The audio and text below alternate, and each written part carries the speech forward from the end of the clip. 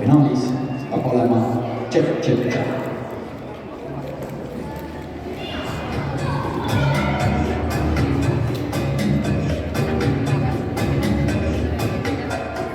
Üks, kaks, kolm, neli ja üks, kaks, kolm, neli ja üks, kaks, kolm, neli ja üks, kaks, kolm, neli ja üks, kaks, kolm, neli ja üks, kaks, kolm, neli ja üks, kaks, kolm, neli ja üks, kaks, kolm.